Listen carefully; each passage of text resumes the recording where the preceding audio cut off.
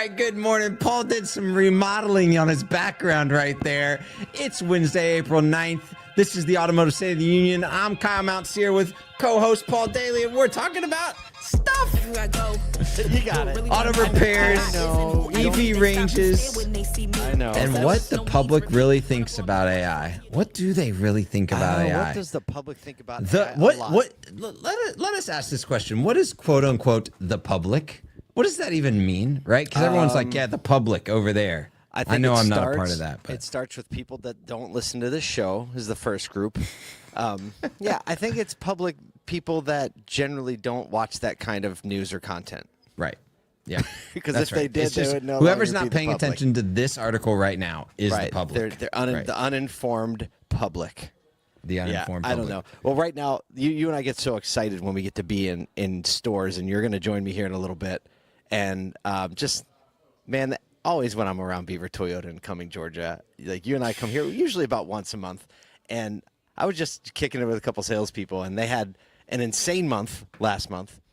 And then it was spring break here, so they had a little bit of a slower weekend. But then Monday, the floodgates opened again. Oh, I'm sure. And I was asking him, were people talking about tariffs and all this? And he's like, we're not really even going to play that game. We're just doing business the way we've always done the business. And that comes right from Patrick Abad, right? We didn't do it during COVID. A lot of dealerships are like bumping and starting to do stuff. It's like, we don't play that game. We never have. And it's hard to argue with one of the best performing Toyota stores in the country. When you say we don't play that game, it means you're playing a game all out on your own. That's right. You're building your own game. It's like Jesse Cole, Will Guidara, right? They're like just playing in their own field. We're playing this game. And the nice part about this game, in air quotes, is that you don't have to change it no matter whatever's going on. Nope, right? That's the right. consistency part of it. Look, one of the things that we're talking about a ton is getting together with other people who are solving problems, are figuring out how to do business in a way that's consistent and steady and successful. All those people are going to be gathering at ASOTU CON in just a little over a month from now. In Hanover, Maryland. Topics including AI, compliance, culture, fixed ops, global industry dynamics, obviously leadership marketing, multi-rooftop and group conversations, lots of tech, a lot more, including Pitch Tank. We talked about this yesterday, and this is kind of your baby. I'm really excited about Pitch Tank this year. The submissions are flowing in, so you've only got 3 days left to submit. That faucet's about to be closed. That's it. 3 days left. Once that's closed, whoever gets in, they're going to go through the judging cycle, and we'll get the top 9 to the event. So make sure that if you want to be a part of Pitch Tank, asotucon.com/Pitch Tank, and you can do that. And myself and some friends will be judging you. Oh my! Some friends. He says some friends, like Some Steve friends. Greenfield, Bill Karras, Chase Frazier. Just a couple of noobs. They don't know what they're doing. I said a couple of noobs. Couple of noobs with Kyle. Got him. Hey, ticket prices increase Sunday, so don't miss out on the. What a better reason if you're dancing around it. Like, just finish the dance, buy the ticket, and let's get going. All right, let's talk about some news. Let's talk fixed ops. A lot of fixed ops stuff recently. I think it's a great place to be focusing right now, and a lot of dealers are. But auto repair bills are on the verge of a sharp climb, and the clock is ticking as a 25% tariff on imported vehicles and auto parts, recently enacted by President Trump, officially takes effect May 3rd. And it could add hundreds to even routine repair jobs. Roughly 44% of OEM parts are imported, many from Taiwan and other countries not exempt under USMCA, according to Cox Automotive.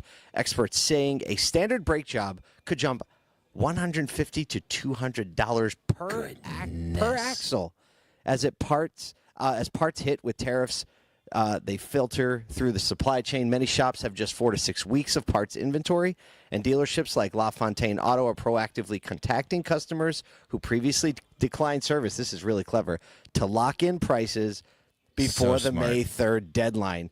Yep. Insurance premiums could go up as well. And here is Skylar Chadwick, Director of Product Consulting at Cox Automotive, says, go get it done today because we could be having some different conversations in a couple of weeks. So I have a good buddy. I've talked to him about him before. He is I just lost the word, but he's with Geico. He does claims adjustment, right?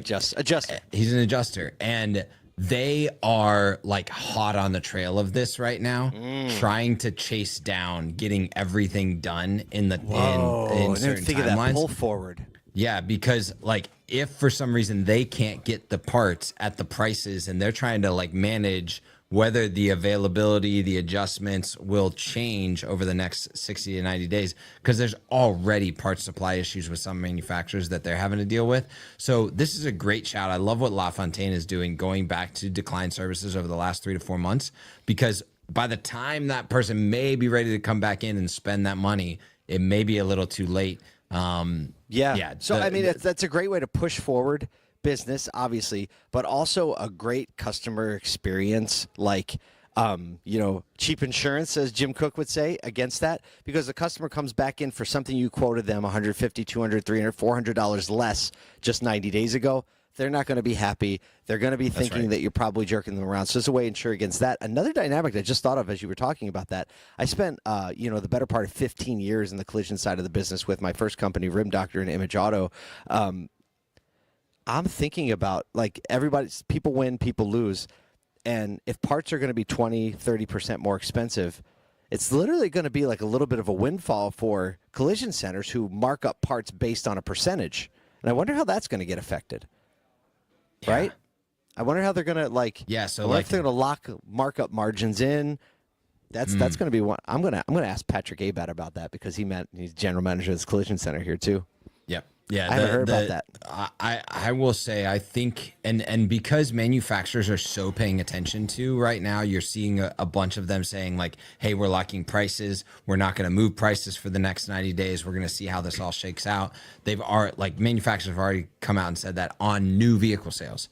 What's not going to happen is they're not going to let up on the low price sales. And that's right. We're going to see these body shops, service lanes, things like that be impacted probably more quickly than people will be on the sales side. So being proactive about that communication is super high importance right now. Speaking about being proactive. Oh, that's good. We'll take that.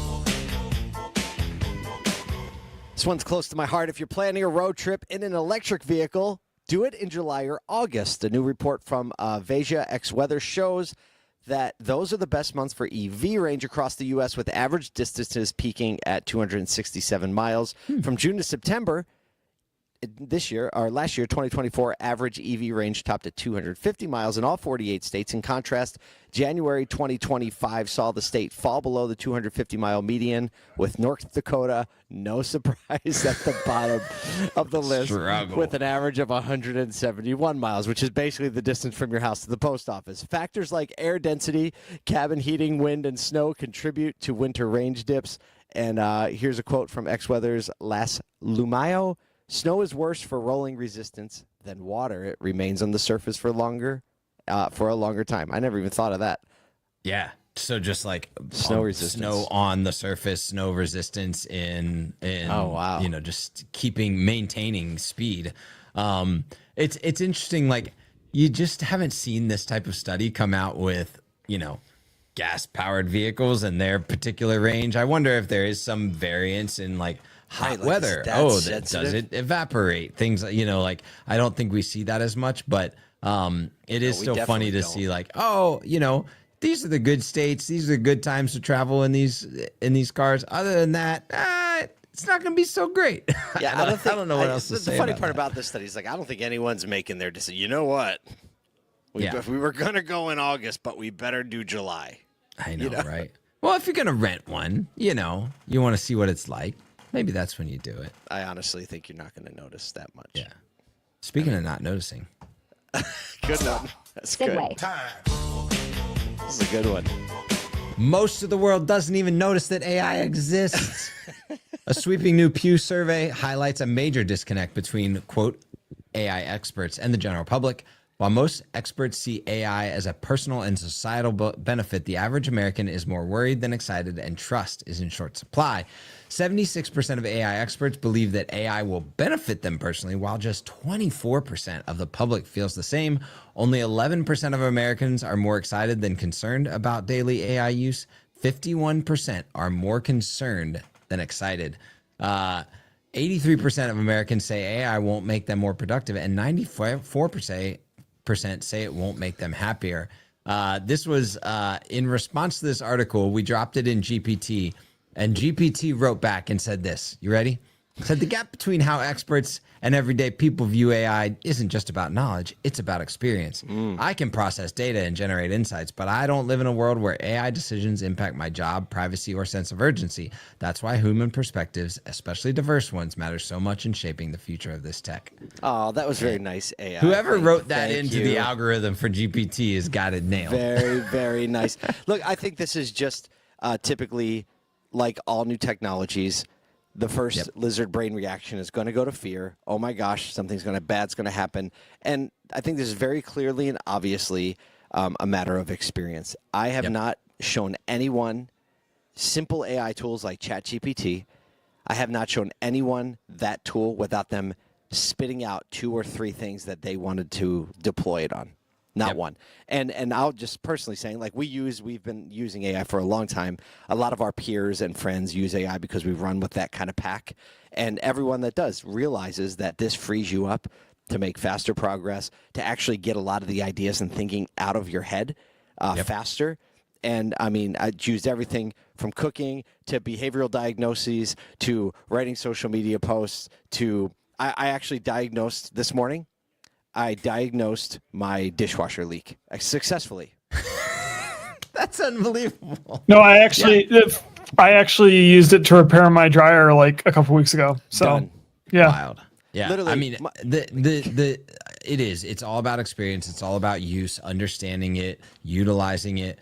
I've shown it to my wife, who was completely skeptical. Now she's like a daily user. Oh, right? my wife too. Same it's unbelievable. story. Yep. Literal same story. My wife uses it to study. No, this morning I should have made a video about it. Literally, my dishwasher's been leaking, and I've been like, we've just been kind of limping along. But like, what do you do when your dishwasher's leaking? Well, you gotta call the dishwasher guy. Like, no, we're not calling the dishwasher guy. I'm taking a picture of the label, of the model label. I'm saying this is leaking from the bottom left corner, and it's like, oh, typically the thing is this. There are these little tiny $8 part that you put in the corner that could be worn out or missing, from use and wear. And guess what? It's missing. And I Just ordered not it even from there. Amazon. It'll be here tomorrow. There goes the dishwasher leak. Sorry, Maytag man. You're going to have to sit around a little longer. Whoa, that's nuts. Well, I would say, like, get around if you're not familiar with it, if you're not using it, if you're not experimenting with it, get around people that are, because it is making people more efficient and providing results. If you listen to Steve Greenfield, he's like, no, there will be AI agents taking over significant levels of jobs in the automotive industry. It'll be the people that can curate and craft those agents that win. We'll be talking a lot about at ASOTU CON about this, people that are really using it. I mean, people that I know that have like 5 or 6 tabs of AI open at all times, trying to figure out how to integrate them and work in between them. So you got to try it out. But the Absolutely. quote general public, they'll know soon. Yeah, they don't know, but you're running an automotive business, so you need to be the best at this stuff because it actually frees you up to spend more time with the people, right? Yep. Bottom line. All right, I think we've done enough damage for today. You got a flight to catch, and I have some service lanes to walk because I love service department in the morning. You know what I'm That saying? fresh smell. Yeah. Get out there. I'm going absolutely. to change some oil, see some people, show people AI, and care about some people. See you tomorrow.